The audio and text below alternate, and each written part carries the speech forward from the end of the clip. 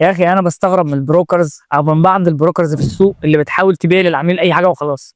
بيفرح بكوميشن عالي، يفرح بكوميشن سريع، مع ان الكوميشن عالي ده بقى عليه علامات استفهام كتير، ولكن بيبيع للعميل اي حاجه وخلاص، بغض النظر بقى عن العميل هيكسب بكره، هيجي يبيع مش هيعرف يبيع.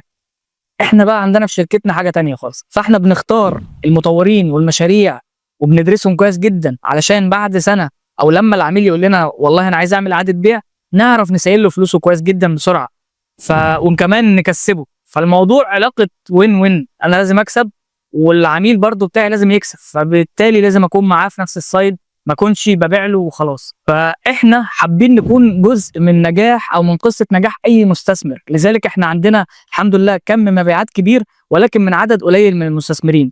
هو العدد القليل ده ممكن واحد يجيب لك اصحابه ويجيب لك اخواته، هي الفرحه مش ان انا ابيع وخلاص، الفرحه في ان انا استمر معاك مده طويله جدا وتبقى رحله نجاح احنا شركاء فيها معاك، وين وين سيتويشن.